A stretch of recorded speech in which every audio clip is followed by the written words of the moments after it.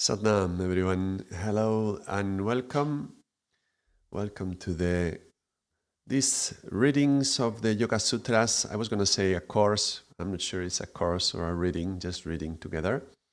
And today we're going to be commenting on the Yoga Sutras from the 141 to the 151, which is the last part on book one, on the first part of the Yoga Sutras, which is the Samadhi Pada. Yeah, the first step. It's like 4 steps. This is the first one. So today we're going to do the last 10 sutras of that first part. And we finished the last video on, we were talking about the obstacles, how to overcome the obstacles, and we finished with this 1.40, which talked about the mastery of the mind, being able to concentrate on things very little, very small, or very large, like from the atoms to the universe. But today we're going to be much more into the actual samadhis. Again, we're going to come back to the concept of samadhi. We're going to explore it a little bit more and try to find a bit more clarity in what are the different states of samadhi and how do you experience the crossing through these different stages in relationship to how the mind is paying attention to the world. So today we're going to go more into these concepts of samadhi. And then, so let's do that. Let's do this with the abbreviated version, not with a book which compares all these translations of many, many different sources, but we will go straight with this one. So this was 1.40. After stabilizing the mind, now through the practices, we can find the mastery of the mind. And let's go 1.41. That's the beginning for today.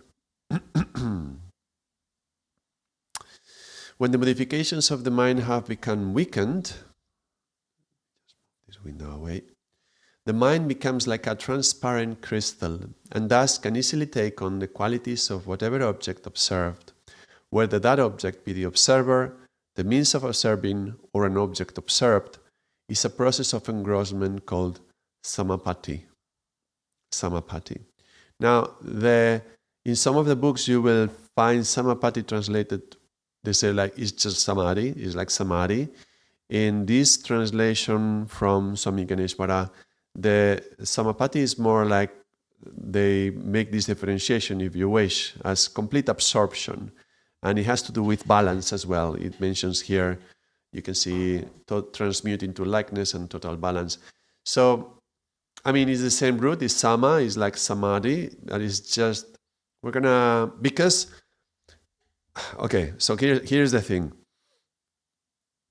Patanjali doesn't call it samadhi, call it samapatti, so I'm not sure about the specifics of the Sanskrit language on the difference between one and another, but he does call about these 4 different samapatti, versions of samapatti, and then he will come back to using the word samadhi. So let's take it like that. Samapatti as meaning this complete absorption in a balanced way with some object, and we will explore this, what does it mean, these 3 aspects of the object that this one mentions. You will see that there is this grahitri, grahana, grahyeshu. And this is like the knower, the one who is observing, the one who is observing the object.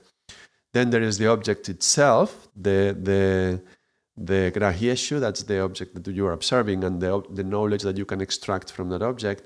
And there is also the means of observing the object. So there is me, my senses, and the object, let's say. That's how I understand it. And so when you are looking at something, if I am looking at this little bed, if I'm looking at it, then there is me, the one who is watching the object. There is the object and the knowledge that I may extract from this object, and that is my senses being able to perceive the object. And you will remember that from the last sutras, we were already introducing this concept of pratyahara, which will come up very shortly when we go into the actual practice on the next section of the Yoga Sutras. but that would be in relationship to the senses. But today's sutras, the 10 that we are going to be exploring today, is going to be a lot about the actual observing and the actual what is happening when I am observing something and the meditation that I'm going into. So that's part of what we're going to be exploring today. And this very first sutra starts with this concept of a crystal.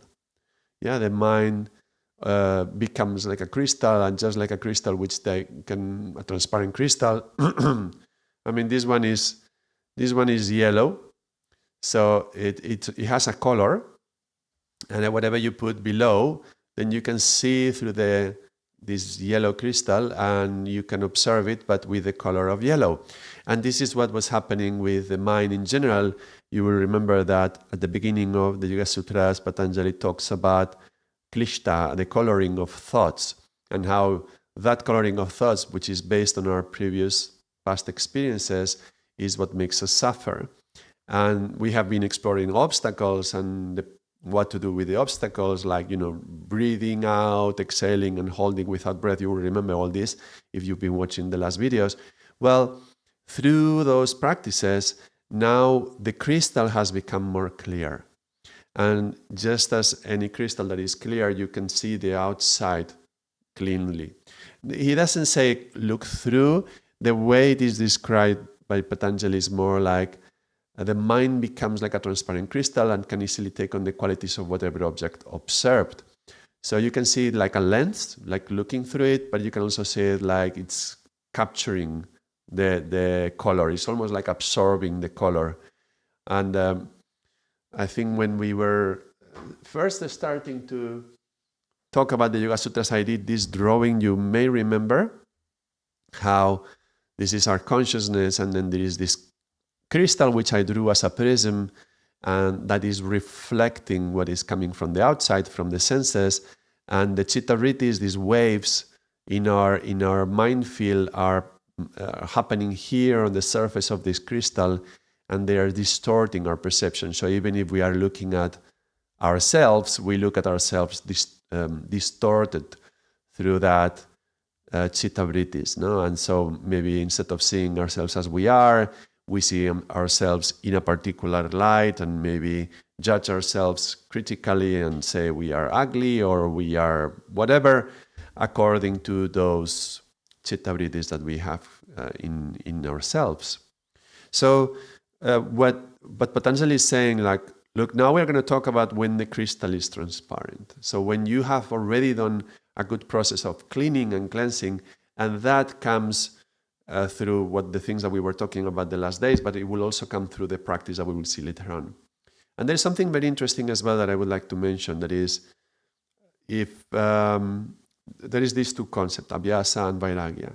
There is the concept of keeping up with the practice and training your mind, and the process of letting go and cleaning out. Letting go is also letting go of bad experiences that we've had in the past, and that they are stored in our subconscious or even our unconscious, and they are distorting our capacity to see the world as it is, and we need to let go of all these things. Okay, so if you have watched any of the videos that I did on the mind course, you will remember that from the Kundalini Yogas taught by Yogi Bhajan, we talk about the three minds: the negative mind, the positive mind, and the neutral mind. And these three minds are associated with the subconscious, semi-conscious, and the conscious. And we can see how the subconscious is loaded with garbage, really. And this is where vairagya comes in effect. We need to clear it out, to empty it. Let me see if I can show from the book.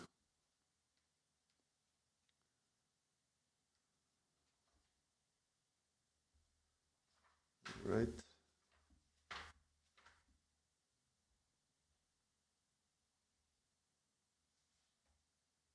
Hold on a second.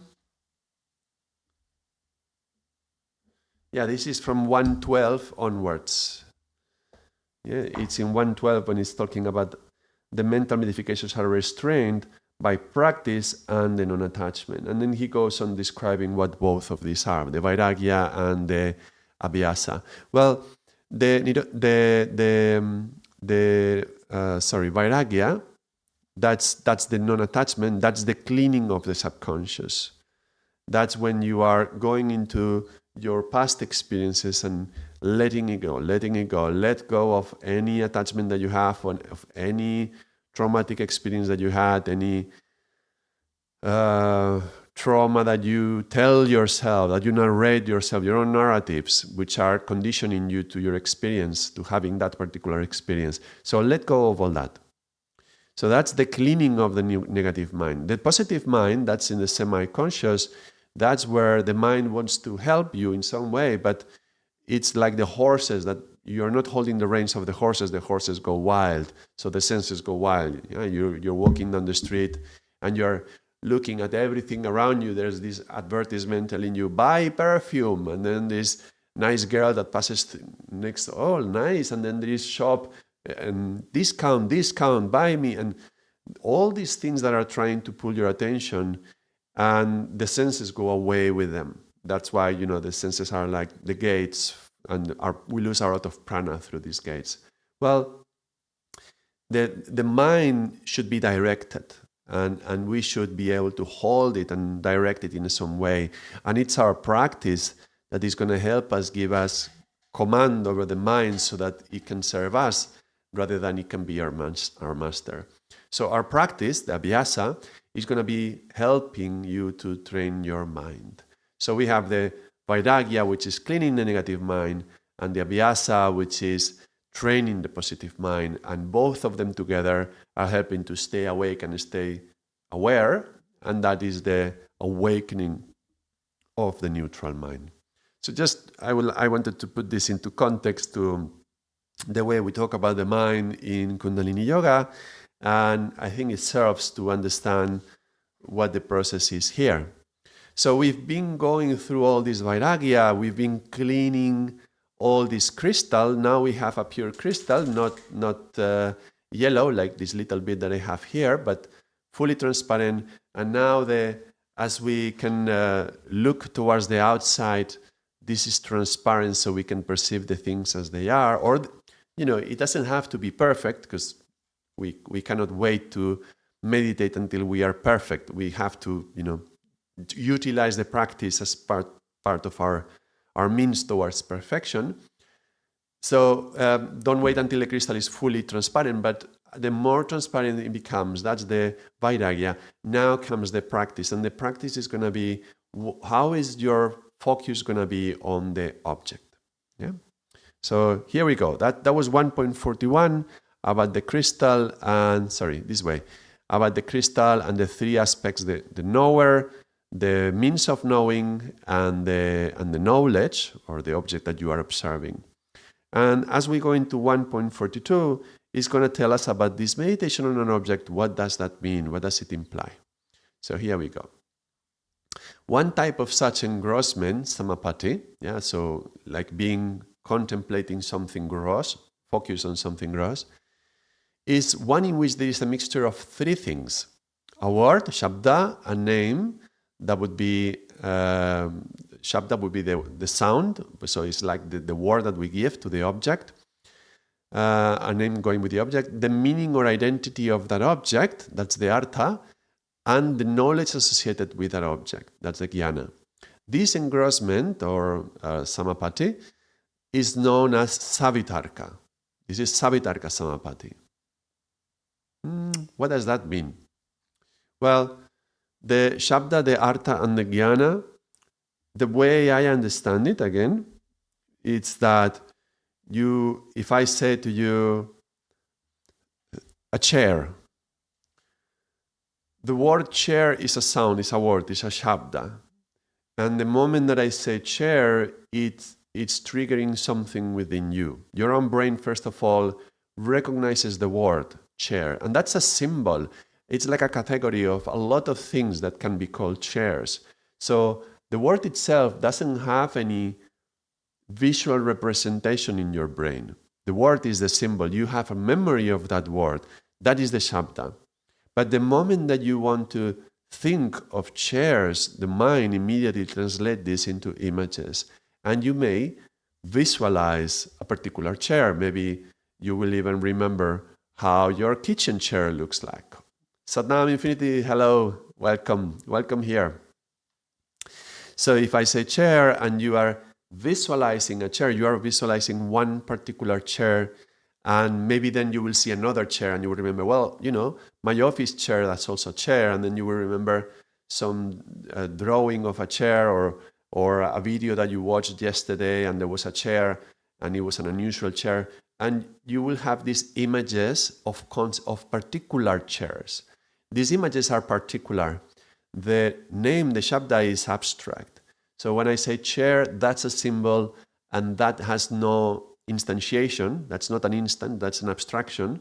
And the moment that you visualize it, so from the words to the images, this is what the brain works with, words and images. So the moment that it becomes an image, then you have instantiated that abstract concept of chair into a particular chair that you can remember. Like, for example, my office chair. Okay, I remember my office chair.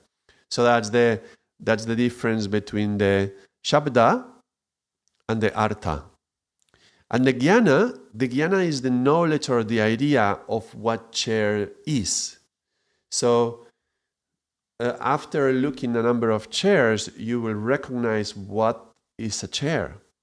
And then if I show you a chair that is completely different, maybe one of these, that they put in these fancy houses for decoration that is supposed to, that you can use it as well, but it looks like a piece of art, but you can kind of recognize it's a chair. So why do you recognize that it's a chair? Even though you've never seen it, but there is some elements in it that you can recognize that makes it a chair.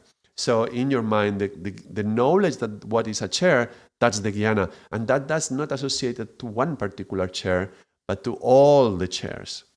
So the word itself is the abstract, that's the Shabda. The instantiation of that abstract concept, that's the Artha. And the Jnana is the understanding that I get when I think of chairs. What is the essence of a chair, we could say? What is the essence of a chair that is behind? So these three aspects, these three levels they are also very interesting to meditate upon, because one of the exercises that we do when I'm teaching meditation in the trainings is to stop labeling things, to stop putting labels to sounds, for example. So opening the window and listen to the outside and don't put any label. And what we are doing is trying to avoid the triggering of this chain, of, oh, that's a chair, oh, that's a motorbike, oh, that's a bird, oh, that's a child crying.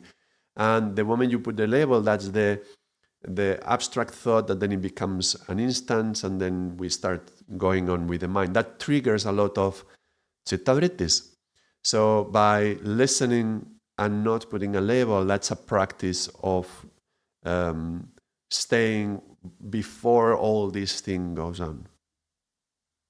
So when we go into observing an object and we meditate on the object, that we're going into Savitarka Samapatti now. Now, when we were talking about Samadhi the first time around, when before in the Yoga Sutras 1.17, there we go. Was it 1.17, I think? Let me check.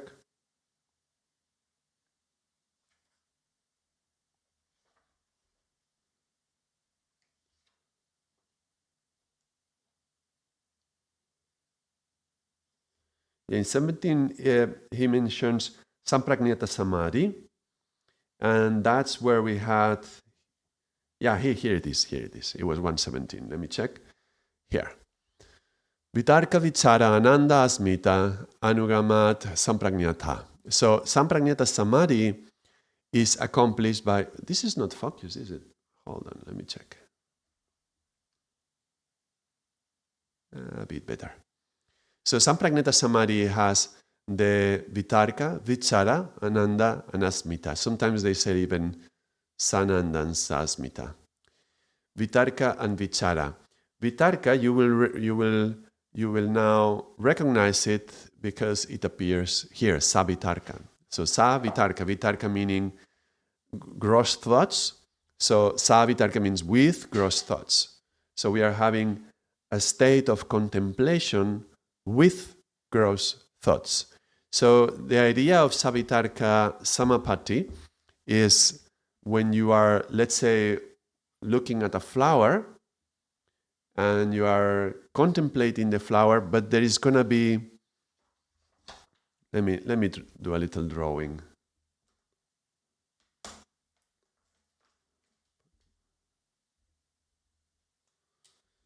So let's say I'm looking at a basic flower, very basic. And then as I look at this, I'm noticing it's a flower. It has some petals, it has some stem, it has some leaves.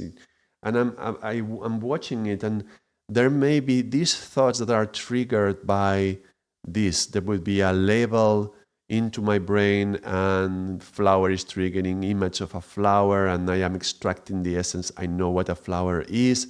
This concept of Shabda, Artha, and Jnana, this is happening on a gross level. I'm looking at this flower. This is called savitarka. So on the gross level. We will see the next 4 sutras are going to tell us of the 4 different levels according to where are we focusing our attention. So 1.42, that's the savitarka samapatti. 1.43, let's read this one. This is, when the memory storehouse of modifications of mind is purified, then the mind appears to be devoid of its own nature, and only the object on which it is contemplated appears to shine forward. This type of engrossment is known as nirvitarka samapatti. Now, nirvitarka will be without a gross thought. So I can be watching this flower, and there's going to be thoughts about it. My mind is going to be throwing me ideas like petals. They're going to be, leaves. And that's going to trigger maybe a memory of one day when I was, playing this game of she loves me, she doesn't love me, she loves me, she doesn't love me, so it may trigger a memory. So there's a number of thoughts that can be happening around. Let me read this message. Can you please explain the reason behind many meditations having visualizations such as a lotus in the heart area or some lights of different colors, what effects they have? Yes, good. All right, thank you, Infinity. I'll do that.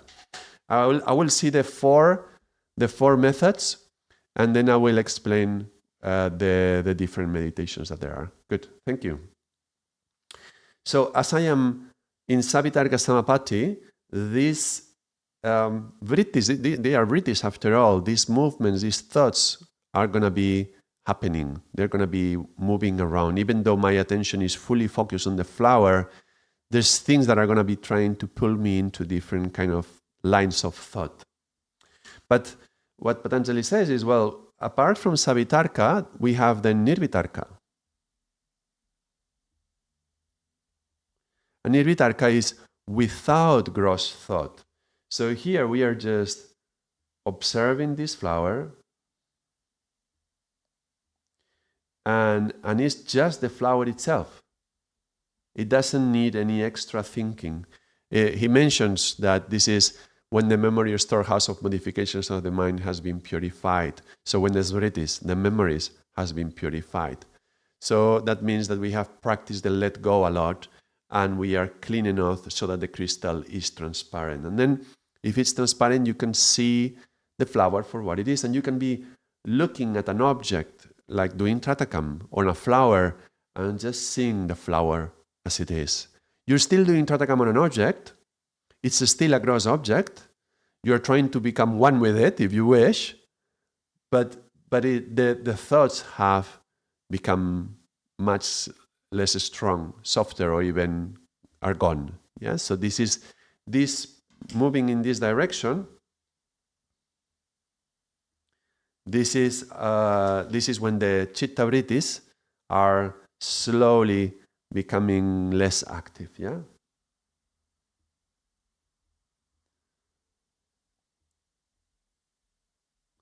And this is on the level of gross objects. So this is gross. Let me put it in another color.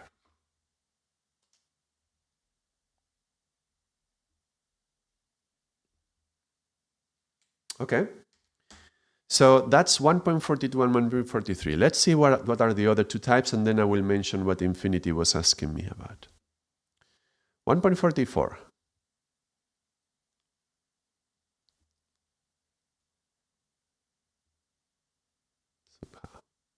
I don't know why it's happening this in way. Okay, never mind. 1.44. In the same way that these engrossments operate with gross objects in Savitarka Samapatti, the engrossment with subtle objects also operates and is known as Savichara and Nirvichara.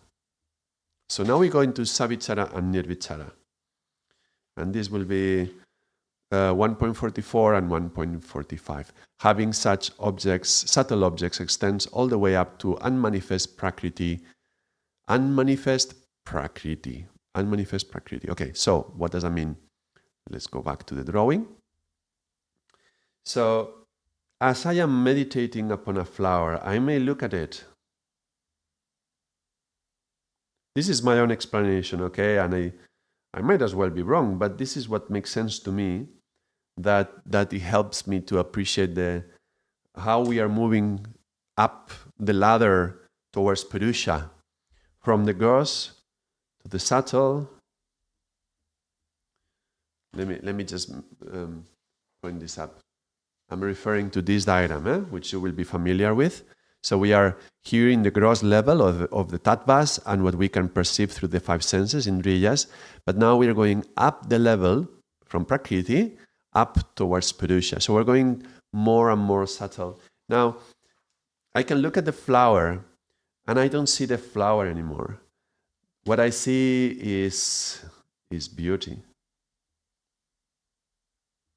It's grace. It's elegance.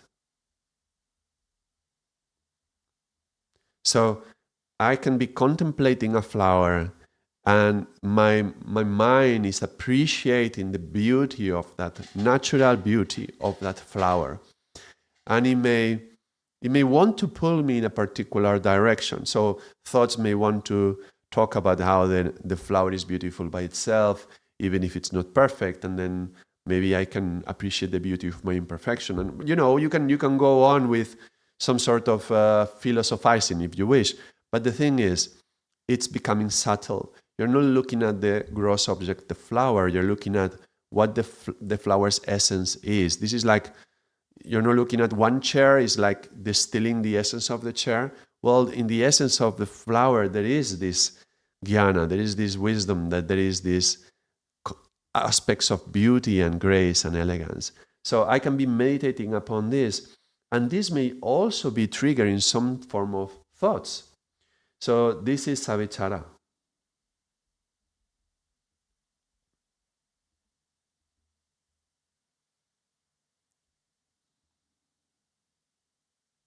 Yeah. And Tarka and Chara, you will remember from this 1.17 we were just watching a moment ago, when it was talking about there is 4 different kinds of samadhi. You will remember that was savitarka, savichara, there was ananda and asmita. So when you go from the gross to the subtle, and then you go into the bliss and the consciousness. Well, this is the 2 levels of the gross and the subtle. So the more we're going in this direction, the more subtle it becomes, because you can even go more subtle than beauty and grace and elegance.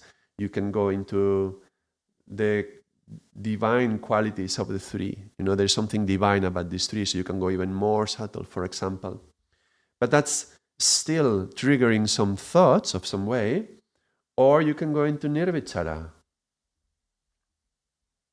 And there is just an abstract presence of grace, for example.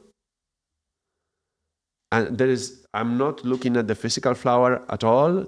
Even here, the physical flower was kind of transparent. I was just perceiving this. And now I can just perceive this, but without even calling it grace. So there is no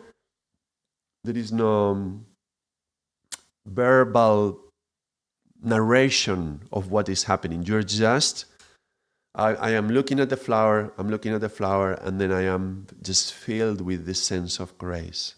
Okay, so you can do a movement through these ones. It can be sort of like this. It can also be like that, kind of. But it's like you're looking at the flower and you see the components and the elements, and then you appreciate the flower for what it is without having to say that's a leaf, that's a petal, and remembering times when you had flowers in your hands or in your hair or whatever. And then you're just appreciating the beauty of the flower, and then, oh, wait, beauty. Oh, that has beauty. Yes, beauty, grace, you see? And then you jumped into here. Wait a moment, my mind is triggering again. Now I have some British. So again, this movement of the British is both here and here. So, oh, wait, wow, grace, elegance, wow. Can I go into the wow? And in the Neriri Chara, this is like the Wahuru moment, when you go into the wow, wow, Wahuru, yeah, the wow. And you can appreciate the beauty of the plant without seeing the plant, just perceiving the beauty and feeling it within you. You feel the beauty in your heart. So that's my understanding of these 4 different levels, if you wish, of gross to subtle, with the object without. So before we advance, now let me mention what Infinity was asking. So Infinity was saying, can you please explain the reason behind many meditations having visualization, such as a lotus in the heart area? Well, there's a number of, there's many kinds of different types of meditations, and some of them will try to bring you along this journey in different ways. So one could be literally just watching a flower. You could do this. This is like Tratakam. You can just take a flower and look at it. Now, visualizing something with the eyes closed within, so in your imagination, you go into your heart and you visualize a lotus flower. Well, that's kind of triggering a number of feelings that you get inside from the memory of what you have, what a flower is. And then when you go into your heart and try to remember what a flower is, you know that flower is open, and that's going to help for the heart chakra to open. And as the heart chakra opens, there's a number of feelings that are going to be experienced. So you are going into this subtle realm.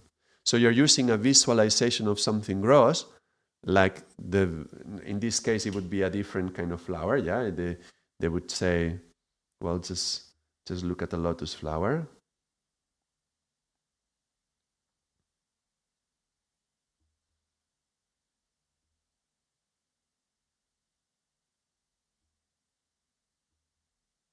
And then you bring this into your heart,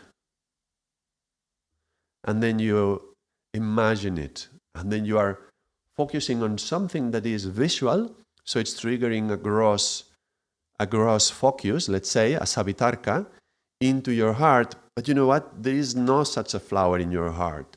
So you are creating that imagination to help you connect to something that is more subtle. And then as you are seeing this lotus flower and you feel the lotus flower opening, that's triggering some subtle feelings and is helping you move towards the feelings of your heart chakra opening. And there's going to be a lot of this because the heart chakra is very associated with the receiving of grace and beauty. It's going to be here, truth, love, beauty. This is a lot connected to the heart chakra. And so some meditations will try to create that. You mentioned also lights with different colors. Well, the same. It's just going to be trying to create some sort of response in you and to be able to hold your attention. Now, when you focus on the light of one particular color, you're just trying to trigger one particular effect. And the lights are generally associated to the 7 chakras. And we know also, apart from this whole path that Patanjali is describing us, which is the path of our awareness in the process of meditation towards Samadhi, we do know also there is a path of our Kundalini energy reaching the crown. And we know it has to cross through the chakras. And if you have any blockage in a particular chakra, focusing on that chakra and bringing the attention to that chakra through the color. For example, I'm wearing blue, even blue. So this is triggering the blue chakra. The fifth chakra is helping for the communication of these Yoga Sutras, but it's also helping this chakra itself. So I could meditate on blue and be helping to change something here. So if you know that you need something in a particular chakra, you can meditate on that. But that's more like dealing with a particular issue. Because the ultimate meditation, which is where Patanjali wants to get to, he's pointing out to the ultimate state that we want to reach with yoga. That's not to open your heart chakra, no matter how beautiful it feels. That's not the ultimate step. So there's many meditations and many will operate on different levels. But Patanjali is trying to tell us, well, look, the ultimate state will be this. And actually, it's funny that you ask about these lights of different colors, because in a few more sutras, we're going to see how Patanjali will tell us about the one light that shines beyond all these colors that you see. So if you can help trigger that experience through focusing on light on one chakra, light on another chakra, light on here, light on there. But at the end of the day, there will be one light, one jyoti that you experience within, and that's yourself. And when you get to that state of consciousness, when you cross through these 4 different states, this experience of grace is actually already very close to the experience of light. When you're experiencing grace within, there is a certain lightness to you. Light is funny in English, also meaning less heavy. And we are going from gross to subtle and even more. So in this diagram that I just showed in relationship to the cosmic manifestation, we're going from the gross towards the subtle. And this is light. This is heavy, this is light. So we are approaching the light through the lightness, the experience of lightness. And we are going to experience that lightness in ourselves, just for example, as we watch the flower. So you see how there will be different meditations depending on the person. For some people, it's easier to do one or another. But whether you are looking at a yantra, whether you are doing tratakam on a flower, whether you are meditating on a chakra, that's more specific for you. Now, one type of meditation is incredibly beneficial for everyone, and that's kind of like a universal thing, and that's meditating on the breath. And why? Why the breath? Why is the breath so important? Well, look, we were just talking about the different levels from physical and gross towards the subtle and spiritual. And the breath has all of it, because we have a physical realm, we have an emotional realm, a psychological and a spiritual. And whatever is happening in one of these is affecting the other. So if my thoughts are not in the right way today, I'm going to experience a disturbance in my emotions, and that's going to affect my physical body as well. But if I eat something in some bad food, in bad state, or if I have some pain in my back, it's going to put me in a certain mood, and it's going to affect my thoughts as well. So body, emotions, and mind are connected. Also the spirit, and the one thing that connects all, that's our breath.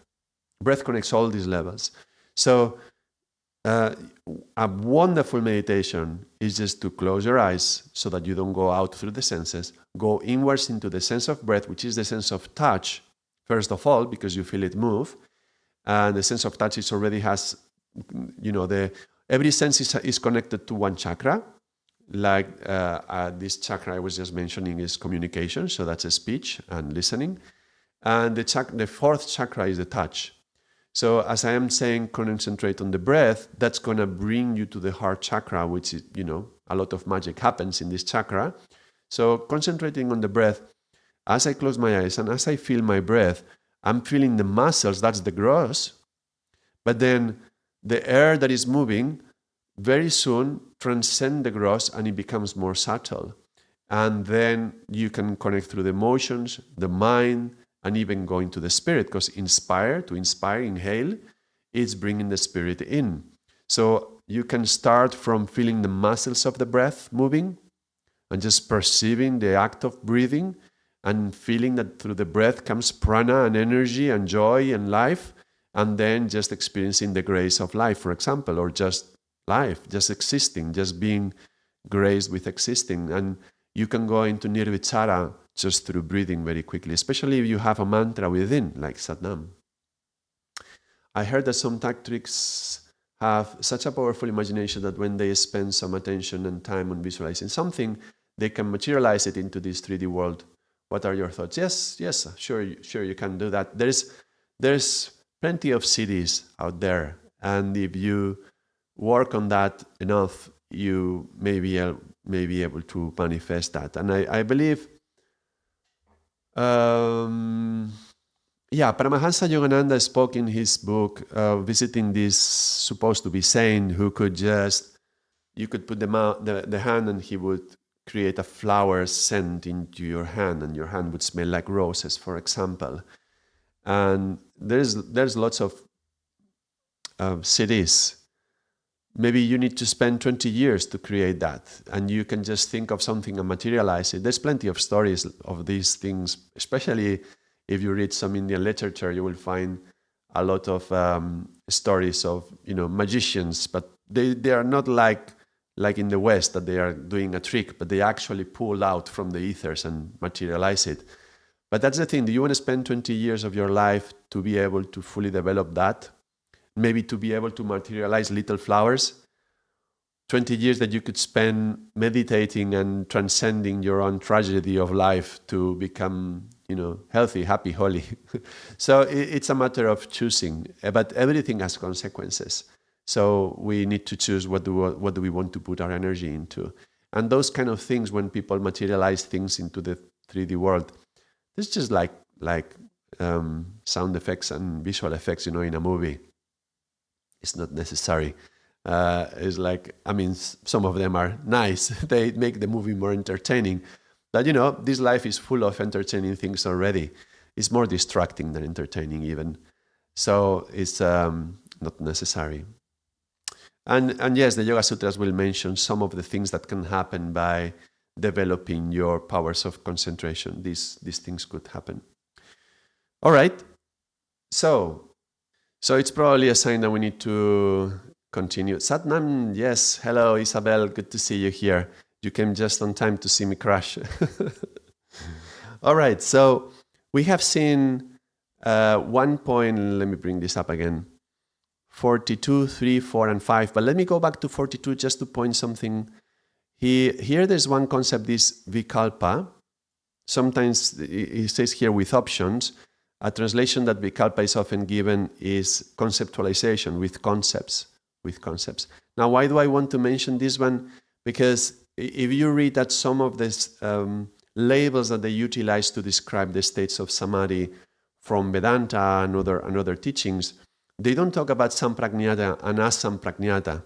You will remember that sampragnata was the 1.17 that I mentioned, that they had the vitarka, vichara, ananda, and asmita. There's the sampragnata and there's asampragnata.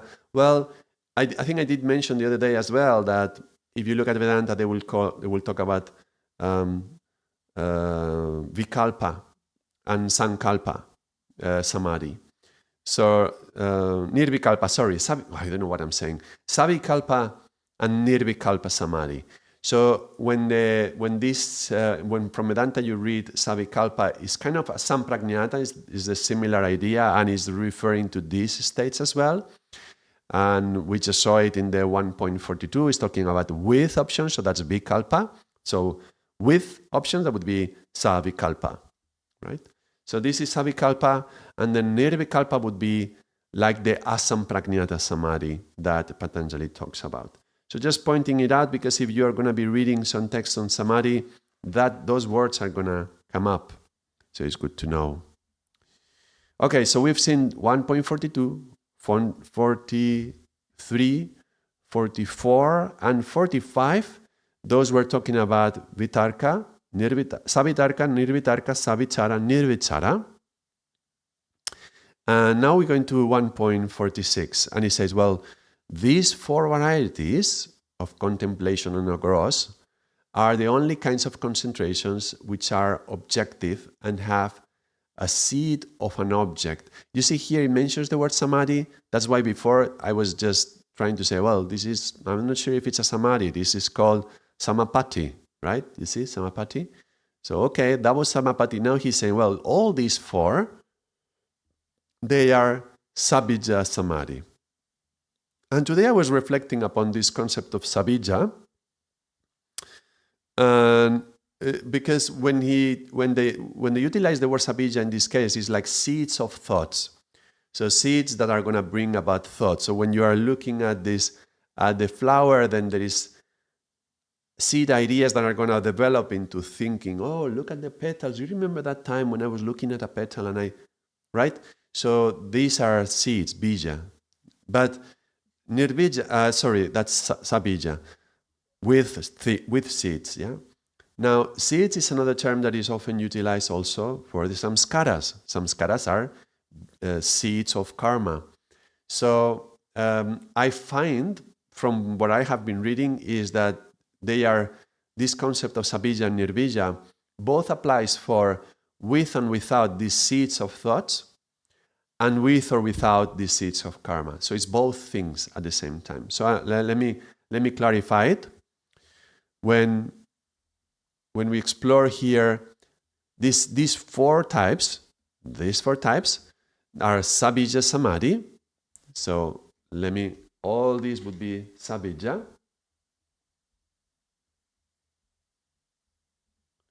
And by the way, this is the same as sampragnata. The sampragnata samadhi would contain all these.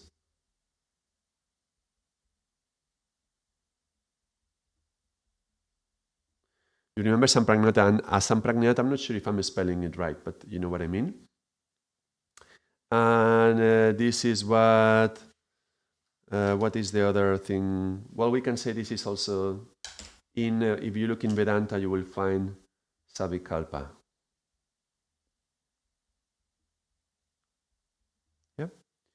And then there is a whole another level, and that is nirvija.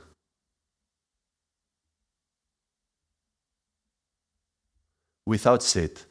And that's the asam pragnata samadhi, and that's the nirvikalpa.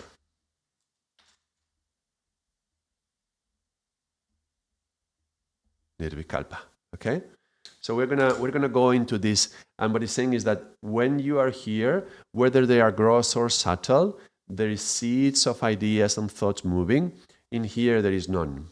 And while you are here, these seeds of thoughts, because every thought produces these karmas, and these karmas come back to us.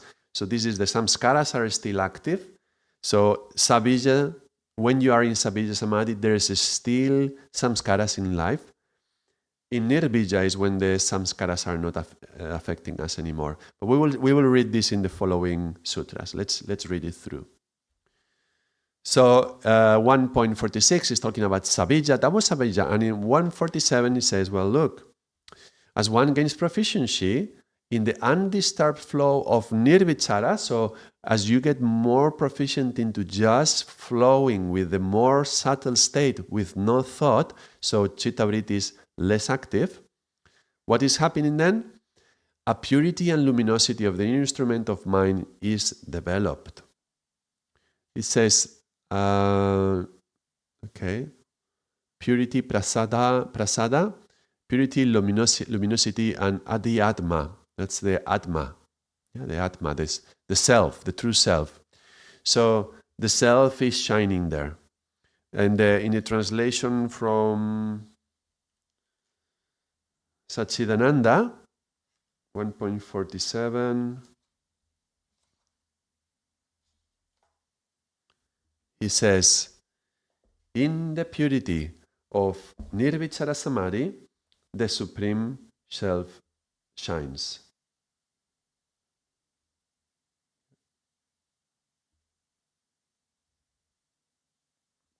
I mean, the more you are going towards here, the more you are getting in contact with the self. You will remember when we were talking about Sampragnata, we mentioned there is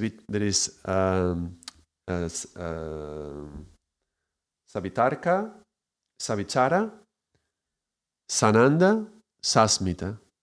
And then it says, well, as you go into the subtle, then you come into contact with the bliss and the joy, which is kind of connected to this within Nirvichara, and the consciousness, the light of the self that is there, the asmita, the I amness. So as you are contacting the I amness, the self, then you are coming in contact with this supreme self that is shining here. And this is Ritambara Pragya, the absolute true consciousness. Yeah, that's 1.48.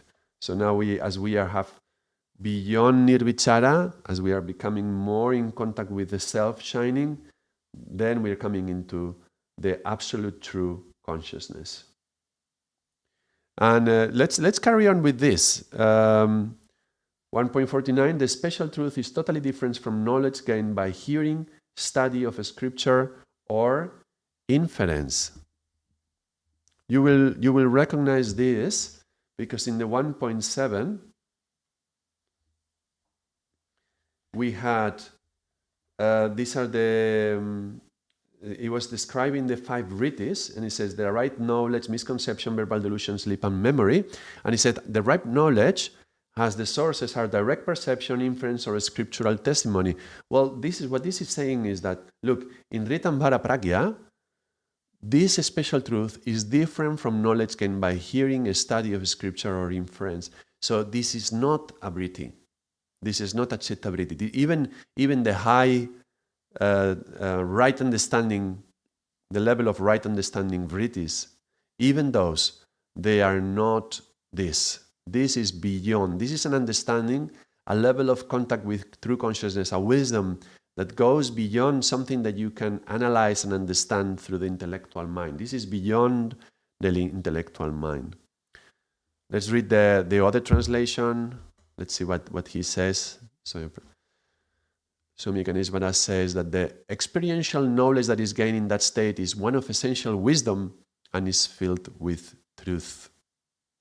That knowledge is different from the knowledge that is commingled with testimony or through inference, because it relates directly to the specifics of the object, rather than to those words or other concepts. And I believe this is how traditionally you would learn in silence. You would sit at the feet of your teacher, and he would just remain in silence. And if you enter that state, you would receive through the silence, you would receive this wisdom of the teacher. Infinity says, do you mean this knowledge comes from buddhi or vijnana maya kosha, not manas or knowledge coming from the senses? Yes. I would say yes. I would say that is even beyond buddhi, and it's beyond vijnana maya kosha. You remember when we were talking about the 5 koshas and how beyond vijnana maya kosha you have ananda maya kosha, that's the bliss, and then you come into the self, the Atman. So if you look at the description from Patanjali, here, up there, this is the Adhyatma Rasada. So Adhyatma is the true self. That's beyond the koshas. The true self is shining there, and the truth transmitted through that light that goes beyond vijnana maya kosha. Nor memory, definitely no memory. Yeah, for sure. Yeah. And then that was 1.49. So the mind has been transcended. Yeah, in 1.49 we are realizing the light, the inner light, and remember that's the light of consciousness, the lights of the self, that's becoming self-realized. And then 1.50, let's take a look at this one. This type of knowledge, through that inner realization of the light, the self-realization, that is filled with the truth, that's the self, that's the true self, creates latent impressions in the mind field, and those new impressions tend to reduce the formation of other less useful forms of habitual latent impressions. This is like Tajya samskara, anya samskara. So there's this paribandi, here translated as impending, obstructing, reducing, opposing, inhibiting. Actually, Swami Satchidananda will even translate it as cleansing, I think. Wiping out other impressions. So this is like going to the deepest layers of our subconscious and unconscious, and where we store these memories, these impressions of the past karmas, these like prints that we left on the sand of the river, on the sand on the bank of the river, and we wipe it out. And also protects. So not only cleanses it, it wipes it out, but remember, here is also translated as inhibits other deep impressions. So it sets, it's going to create an impression that is going to inhibit other impressions. I see it a little bit like having a painting and putting a glass on top of the painting. Now, the painting is protected and new dirt is not going to touch to the glass. So it's going to be, you can, clean the glass and that's it. So in a way, the lowest layer of where you store these impressions is protected so that no new impressions are recorded there. So it's like saying you walk a dharmic path where no karma is being generated, and you are on the way wiping out, cleansing these samskaras that were already there. This is all 1.50, through this inner realization of the truth. And 1.51, that's the last one, when even these latent impressions from truth-filled knowledge recede along with the other impressions, so when they have been wiped out, then there is objectless concentration, or what this in the Sanskrit would be nirbija samadhi. So again, objectless. You see how nirbija is translated as objectless with no seed, but we know that seeds are also the seeds of karma. So this is when we have done this transition from here to here, and now there is no seeds and there is no karma, and it has been cleared out. Let's see 1.51 in Satchidananda's translation. When even this impression is wiped out, every impression is totally wiped out, and there is Nirbija Samadhi. And that's it. This is the final Samadhi. Nirbija is the no seeds, no samskaras. Therefore, you are beyond the trap of the samsara, the being in the wheel of birth and rebirth and incarnation and all that, which means you are liberated. So that's liberation. And here we have seen a nice description from enlightenment and self-knowledge and self-illumination, self-realization, all the way to liberation. So it's different concepts, and there is a path through this. And the path has been described through this process of meditation, is taking us all the way there. Very nice, very enlightening, very inspiring journey that Patanjali has taken us through, and it certainly makes you want to meditate.